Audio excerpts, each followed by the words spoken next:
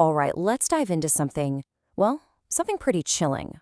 We're going to pull apart a philosophical blueprint, one crafted by an infernal council, with a single devastating goal: to completely dismantle human ambition and bring an end to all striving. Okay, so this is where it all begins. This single line from the council's leader sets the entire stage. See, this isn't a universe that's just in decline. No, it's a universe where the story is already over. The very reason to act, to do anything, has just been extinguished. The world is left without a why. So, here's how we're going to break this down. First, we'll meet the council itself. Then, we'll look at their one remaining target, the last man who actually still believes in progress. From there, we'll deconstruct their whole philosophy, check out the tools they use, and finally, we'll reveal their terrifying endgame for all of humanity. So, who exactly are the architects of this grand stagnation? Well, they call themselves the Council of the End, and they are the masters of a universe where that why we talked about has been snuffed out completely. What's really interesting here is the clear division of labor. Satan isn't some active evil force. He's more like the destination. He's the embodiment of not striving. His heralds, Lucifer and Beelzebub, they're like field reporters, just calling in to confirm that, yes, the world is still decaying on schedule. And then you've got Mephistopheles. He's the instigator, the one who finds the one loose thread in their otherwise perfect, silent tapestry. And that loose thread? It's a man. In this universe of absolute, crushing silence, one final anomaly breaks the stillness. A single person who, against all the evidence, still believes in the idea of progress, of becoming something more. This man is Faust, and he is the council's final problem. And you can just hear the contempt in Mephistopheles' voice when he points him out. To this council, the desire for a higher state, this overman, it isn't some noble goal. No, it's a delusion, a glittering lie. Faust's ambition is basically a symptom of a fever that the rest of the world has thankfully already been cured of. And Satan's response here is absolutely crucial. He's not threatened by Faust, he's just tired. His argument is the very core of their whole philosophy. If the beginning and the end are exactly the same, then the entire journey between them is just a meaningless illusion. So why on earth would you bother with the ghost of a dying fire? So this brings us to the council's central idea. See, they don't just want to stop Faust, they want to convert him.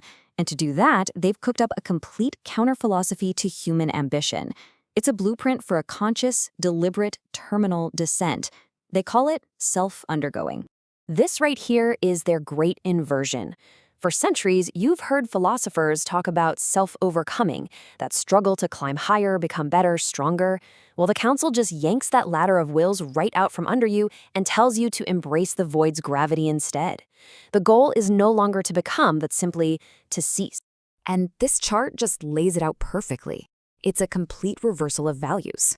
Every single heroic concept is flipped on its head. The will to power, that great engine of ambition, is methodically transformed into the will to nap. Suddenly, the ultimate achievement isn't becoming a hero, but just being finished. Okay, so a philosophy is one thing, but how do you actually implement it? How do they do it? Well, the council uses two main tools to guide a soul down this dark path of self-undergoing. The first tool is pure psychological warfare. The soothsayer's glass is a mirror, but instead of showing you all your potential, it just shows you the absolute meaninglessness of everything you do. It's designed to prove that every yes, every act of creation or hope, is nothing more than a fleeting shadow on the grass. This glass guides its victim through what the council gleefully calls the metamorphoses in reverse. You see, instead of a spirit evolving upwards from a burdened camel to a rebellious lion to a world-creating child, the whole process is inverted. The goal is to drag the spirit back into the desert, back to the state of the broken camel, where it can finally accept its crushing burden and just stop moving. Now, the second tool is the physical manifestation of this philosophy. The obsidian owl. It's a clockwork being, a soothsayer of metal. And it's the perfect role model for the last man because it embodies their highest values. It's cold, it operates on borrowed light, and above all else, it is finished. The owl's entire purpose is to be the eternal no. Its whole mission is to prove, with cold, hard logic, that hope is just the final stage of exhaustion. It teaches that the fire of striving is dangerous and that a calm, detached reflection is so much safer. It's basically an agent of profound, soul-crushing doubt. And it does this work through parables. In one of its most powerful stories, it talks about a man who finds a key made of frozen fire, a key that promises to unlock the door to his ultimate potential, to becoming the Overman. So this man, he dedicates his entire life to the quest, and the journey is pure agony.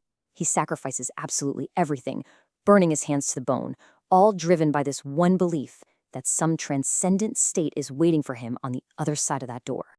And here it is, the devastating conclusion, the punchline to the Council's entire philosophy. After a lifetime of striving, he opens the door only to find himself exactly where he started. Except now, as a direct result of his quest, his entire world is in ruins. The pursuit of becoming more has led only to his own self-destruction. That parable perfectly illustrates the Council's intended destination, not just for Faust, but for all of us. It's a state they refer to, with zero irony, as the happiness of the grave. And this is the final, most insidious twist in their whole plan. The goal isn't just to defeat Faust, to make him give up. No, it's to make him grateful for the end of the struggle. Mephistopheles is totally confident that Faust will eventually see the void not as a loss, but as a sweet, welcome relief. This philosophy completely rewrites the very concept of heroism. A hero is no longer the one who defies gravity, who struggles against impossible odds to reach the peak. In this new, bleak model, the true hero is the one who understands that the struggle is pointless and finally, gracefully allows themselves to fall. And this brings us to their ultimate redefinition. The Overman, that great symbol of human potential, is just dismissed as a glittering lie.